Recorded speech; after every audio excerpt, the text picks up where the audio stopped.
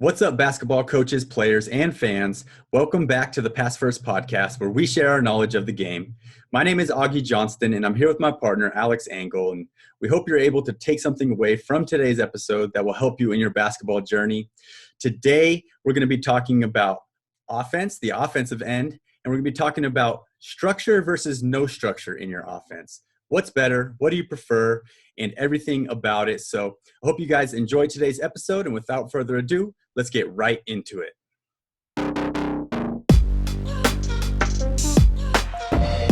All right, you guys, thank you for joining today's episode. If you're watching on YouTube, make sure to subscribe. If you're listening on Spotify, you can subscribe there as well. So today we're talking about what everybody likes to talk about, offense. We're not talking about defense, so you're in luck. And we're talking about structure versus no structure. So just to kind of set the tone and let everybody know what we mean by that, what does it mean, Alex, to have structure in your offense? And there's a lot of ways you can take this, but as far as kind of how we're talking about it today. Yeah, so we talked about this a little bit earlier, and that it's kind of, I guess, a spectrum where you have on one end, very rigid, maybe set plays or very specific offenses. I think we talked about like the Princeton offense, which tends to have very, I don't want to use the word to define it, but structured as far as where you're going to go. In a set play, normally players go to certain directions, certain areas, set screens in certain ways, and you're looking for a very specific action.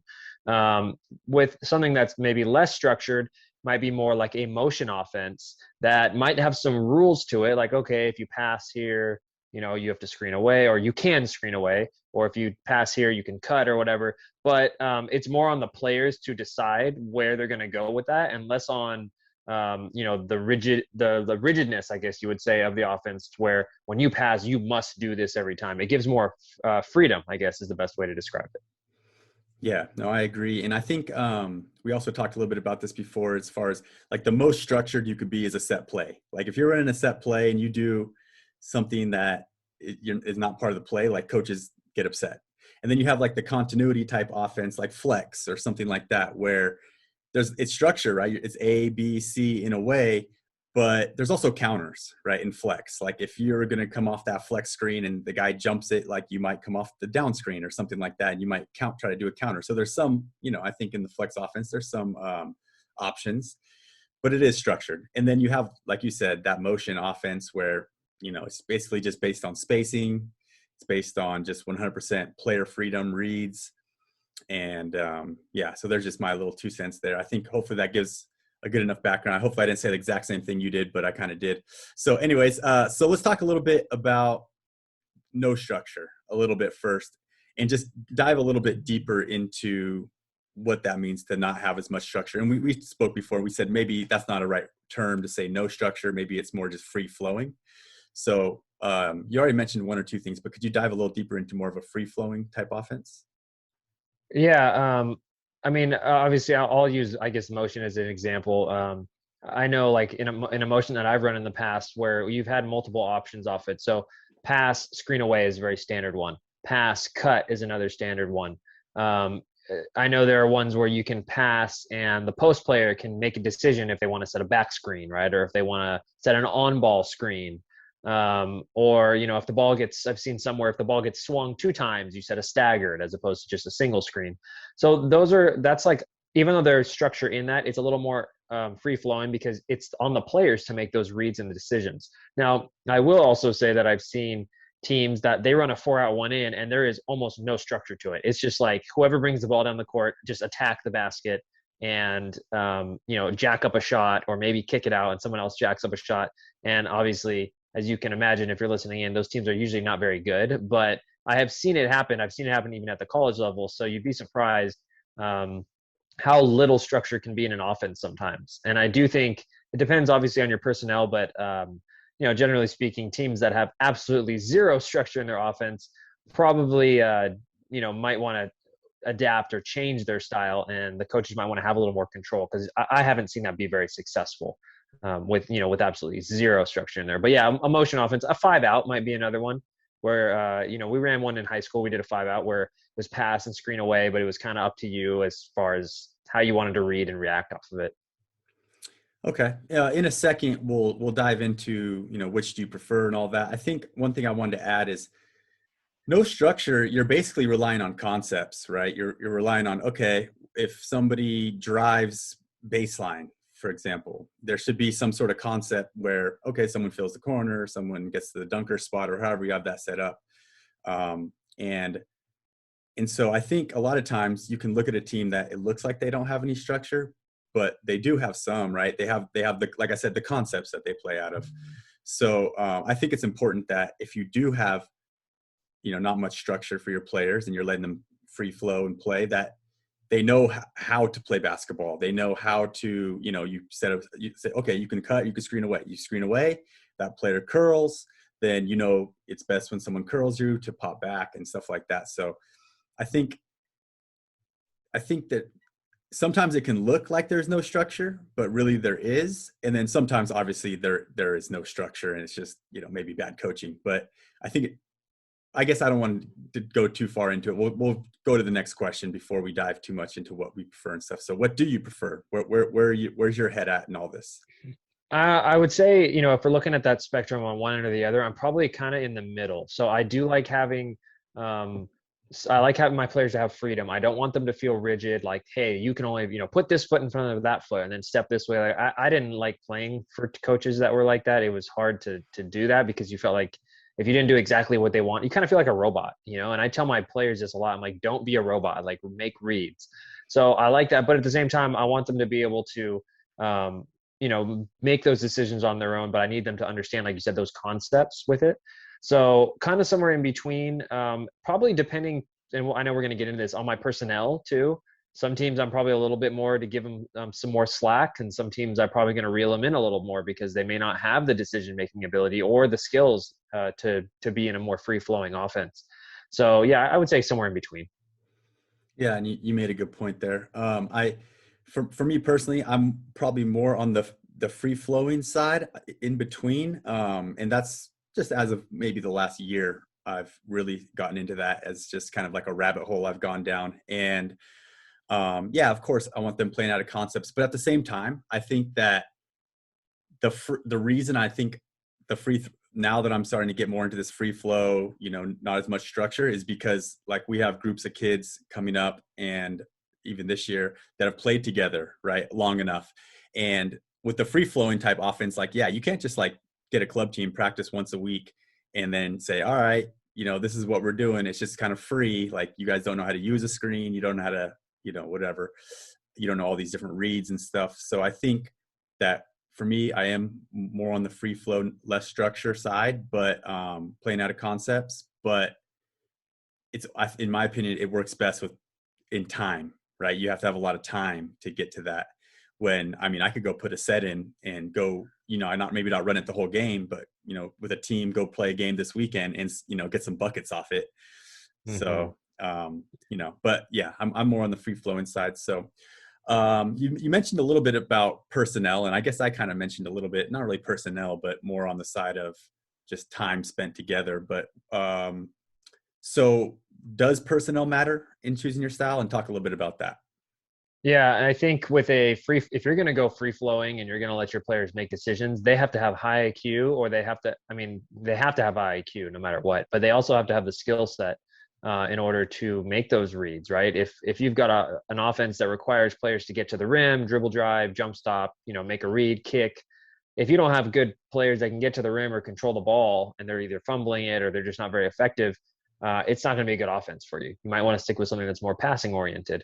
So I do think that's a big part of it, and definitely with teams that I have, I look at that first and foremost. Okay, who can do what? Do I have guards that can get into the paint? If I don't, then we need to go a different route. Do I have guards that can come off a pick and roll? If I don't, then I need to go a different route. And obviously you want to develop them, but sometimes it is what it is. You have who you have, and you can only develop them so much depending on what they're willing to put into it. So in an ideal world, I know we're high school coaches, so we're talking about that. But ideal world, you get a kid as a freshman, you start introducing them to the concepts and ideas and developing their skills. And by the time, there's whatever, maybe junior or senior, if they're a regular freshman not already playing up, if they're a junior or senior, they're ready to go and they're playing in those concepts and they're effective. But you do sometimes have kids that they just don't really catch on, and hopefully you never have a whole team of that, but it happens. Or I know for me, and I don't know how it was for you your first year, but I think for new coaches coming into a program that they've never worked with before, you don't have time to develop those kids in a few months. It takes years to start a program and develop your own philosophy. So you kind of have to work with what you got. And sometimes that may be, I feel like new coaches, a lot of times, if you're not recruiting players, you may have to go real structured at first if you want to be successful, because, unless you come into a situation where you just have a ton of talent. But I think we've talked about this. I think actually it might have been Coach Barakoff who said it's very rare that you're getting a new head coaching job and you're getting like a loaded team. That's not super common. Mhm. Usually you're getting a team that's been doing really bad for a while and now you're stepping into that role. So yeah, I just wanted to kind of throw that in there. Also, one other thing, while earlier I was going to touch on when we talked about what do I prefer. While I do like a little more, free flowing at times, like I said, I'm probably on the middle, maybe like you, a little bit towards free flowing. I do run set plays, and set plays are very structured. So I like having that mix because I think it can switch things up for the defense. You run motion or whatever offense you have for a handful of plays, and then every once in a while you throw in a set play, and that it's a nice balance of both. Yeah, that's a great point. And I think probably one of the more common ways that people do approach it, right? I mean, I know my first year we had a really good big man, right? 6'8". I think he put up 18 and 10, something like that a game. And, with a free flowing offense that year, he would have never touched the ball. You know how it is for post players. Mm-hmm. In that kind of offense, he would never touched it. But we had like a high-low structured offense we ran to. And so, yeah, we're talking about personnel. Like, yeah, if you have a big man that you need to get the ball to, or if you have a shooter, right? You might need a little bit more structure in order to manufacture looks for them. And yeah, set plays can do that. But throughout the course of a game, if I was just to run a couple sets throughout the game to get to my big, like that was not enough. Like our main offense had to be cross screens on the block to get him the ball and then high-low looks to get him high-low. So, okay. Cool. So let's talk now and kind of break it down and talk about advantages and disadvantages. This might get a little tricky in some instances, but we'll do our best here. So what would you say are some of the advantages of having structure? And I guess I kind of just gave one away, but can you think of anything else? I think in a very structured offense, it's probably a little less turnover prone, I would say. If you have players that they're just, used to running something very rigidly and they know exactly where to go, you're less likely to make mistakes because you're not going to have players like over penetrating, over dribbling, and throwing the ball away. I guess you could say if a team really pressures you and you're really rigid, it's hard to get into your sets. But I just think it might be a little safer. So that might be an advantage of it. I know you said getting a certain person the ball, that could be an advantage of it. If you have a lot of sets, or if you have an offense that is structured but maybe you have multiple offenses, you can mix things up quite a bit, and I think that could be an advantage as well, where if you're running a motion, like most teams don't run like 5 different motions. They have one motion that they run, they just kind of stick to it. But some teams run like maybe 3 or 4 different offenses and then 5 or 6 sets, and they're all very rigid, but like they're so different from each other, it's hard to track them. So that's another potential advantage, but that's also hard to do. You have to have personnel that can, like you said, you got to have a high IQ. You got to remember all those sets. You got to remember all those offenses. But if you have that, that could be another advantage. Yeah. Any others you're thinking of while I was spitballing? Well, I guess one advantage that I can, and this is funny because I disagree with you on this, because I think that with too much structure, it promotes turnovers to me. Because, and just hear me out here, and Okay. this might be a little unorthodox, but this is one reason that we got out of the Princeton a couple years ago, besides the fact that we need to go inside more. But I felt that because it was like A, B, C, D, the players always felt like they had to get it there, right? And it was shut down, and maybe they would still turn it over. Yeah,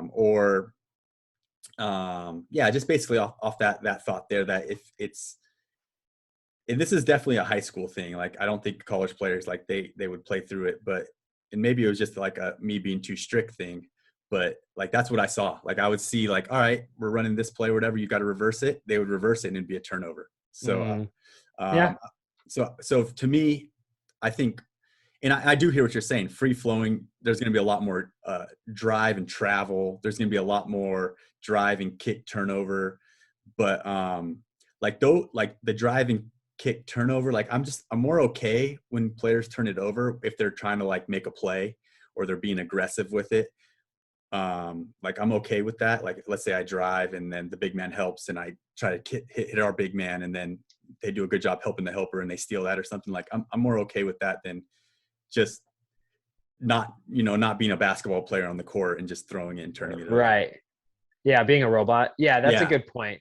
That is a good point. And I don't think you're wrong. I think both can be true, right? I think a really good team that's really, really well structured, maybe we're talking more like college or good high schools, they'll take care of the ball because they're not risking a lot of drives and, crazy passes.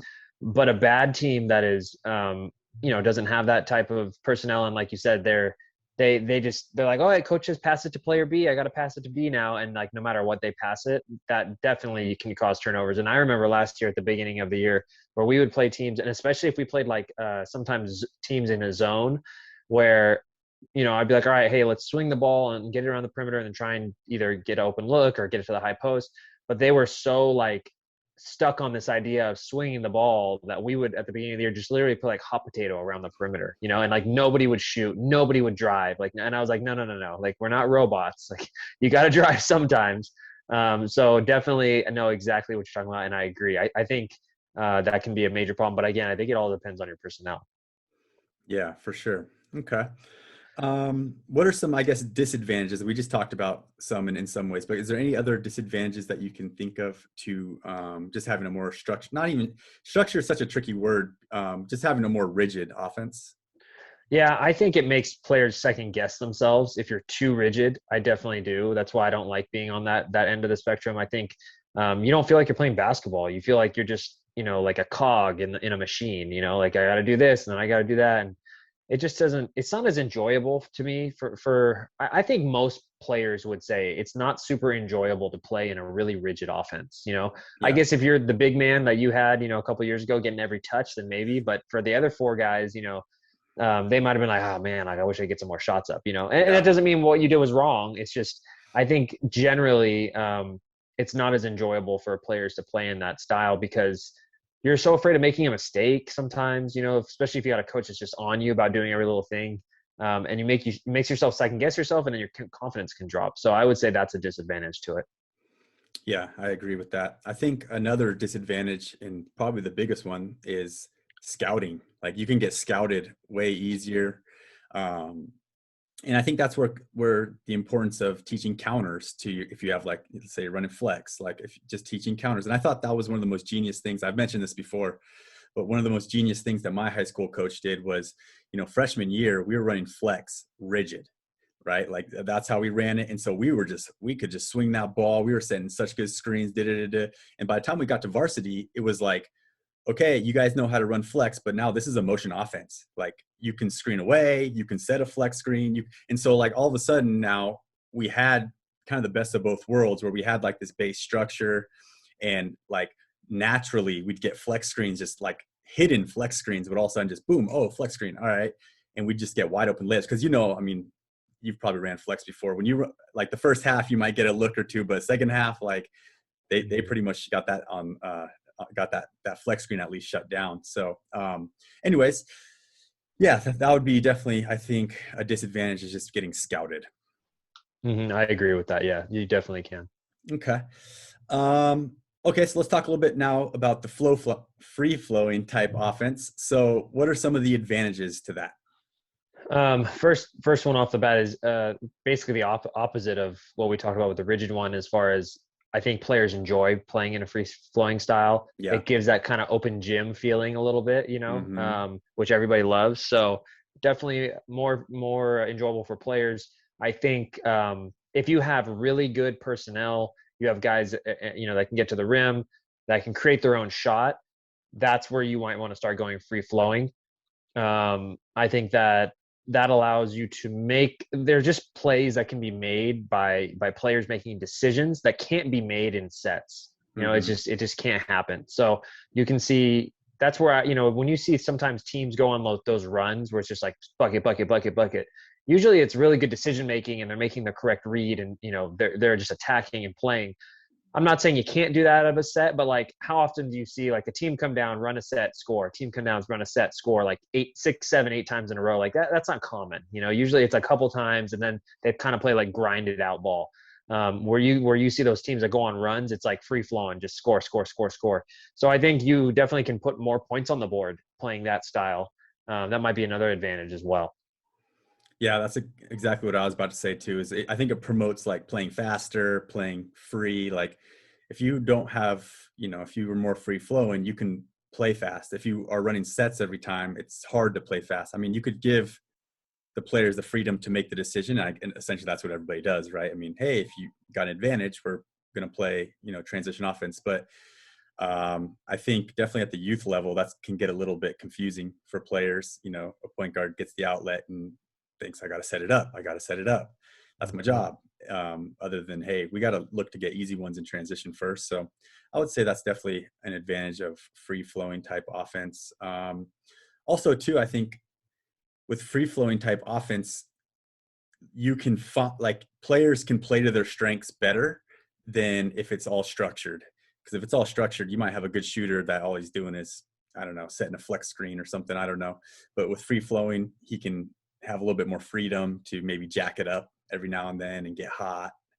Um, and yeah, that's about the main idea to me. Yeah, I agree. Now I know we're going to get probably into the other side here, so I'll add more once we get to that. Sure.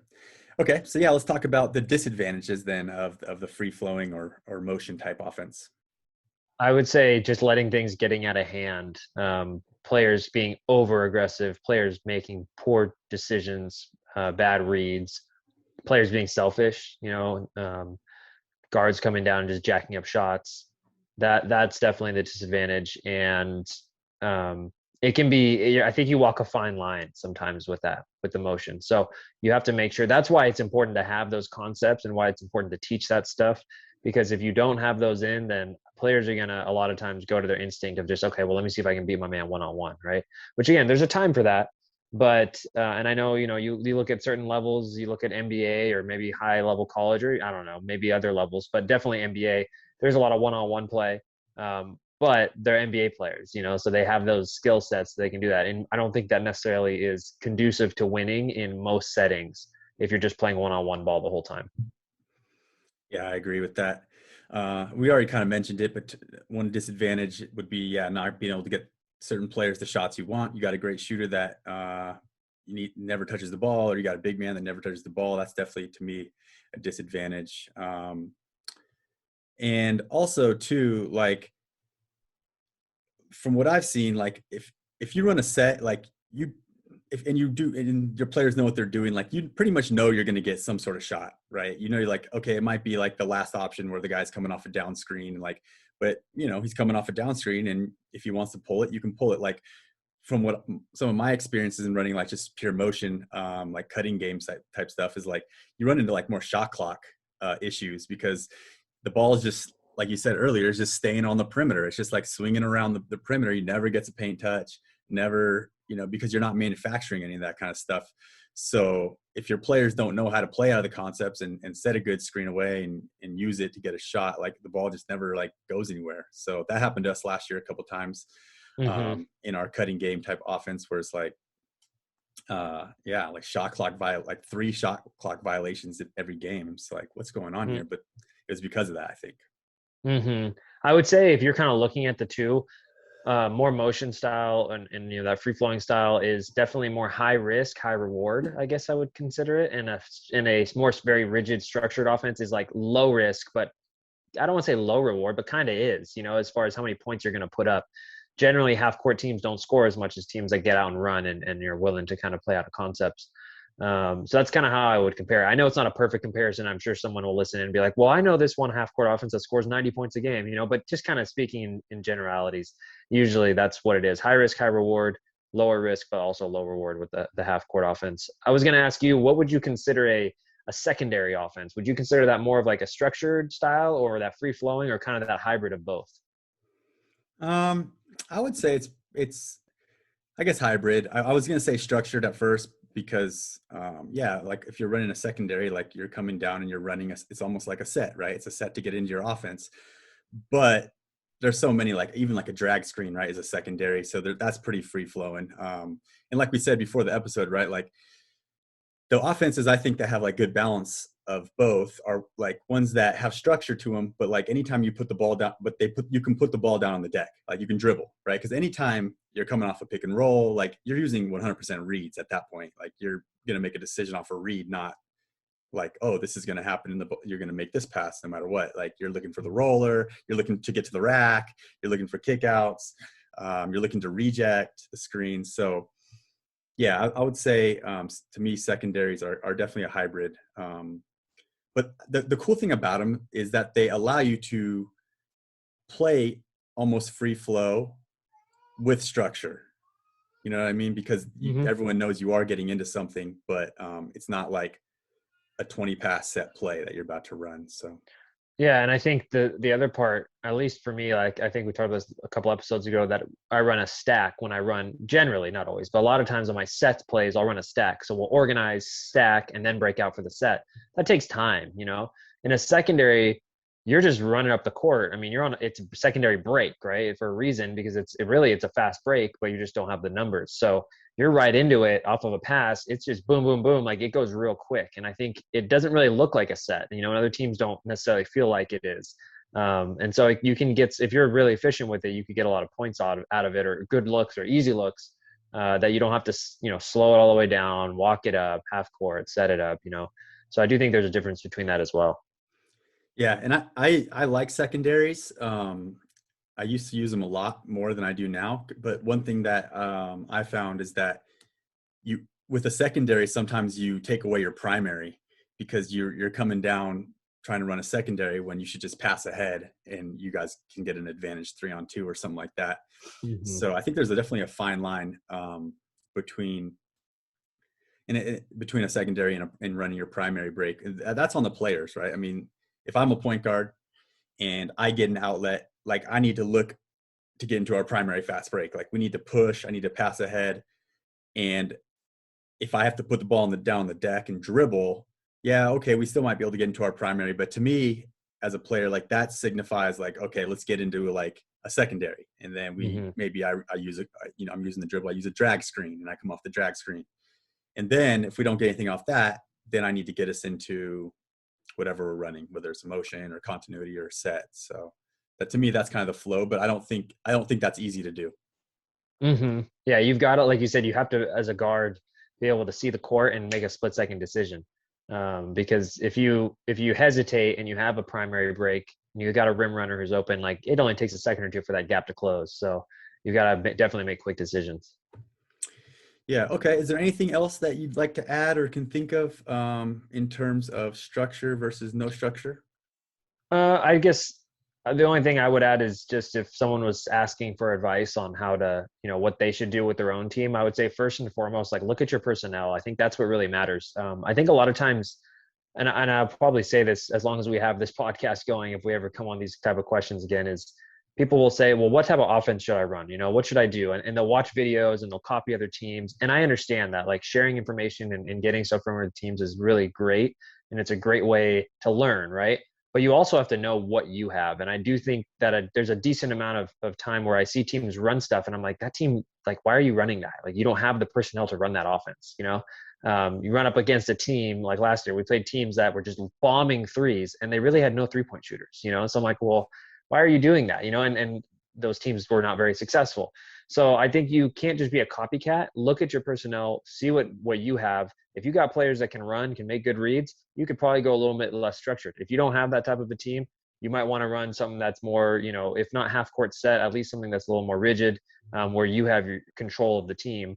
And then, you know, maybe over time you develop those skills and those decision making abilities with your players. But if you don't, it's just not going to work for you. You know, you can't just watch Steph Curry shoot up a bunch of bomb threes and be like, oh, I'm going to do that as well, or whatever. You know, I'm gonna run pick and rolls with Chris Paul, like Chris Paul does. Well, I don't have a point guard that can even make a decision, so then maybe you shouldn't be running that offense. Yeah, and I'm a huge advocate on on that as well. Know what you got and kind of tailor what you got. And you can always, the thing is, you can always stick with the same stuff you've been running every year and just modify it, right? I mean, Mm-hmm. like with the ball screen offense, if you got a really good big, well, all right, then use him as a screen, but throw like a kickback and post him, or if you got a good guard in the ball screen offense, then let him, create. So yeah, Mm-hmm. that's a good point. Okay. Well, all right, everybody. Thank you guys so much for listening or watching. If you like today's episode and you're watching on YouTube, then make sure to subscribe there. If you're listening on iTunes or Spotify, you can also subscribe there as well. We come out with a new episode once a week, and we hope to see you guys in the next one.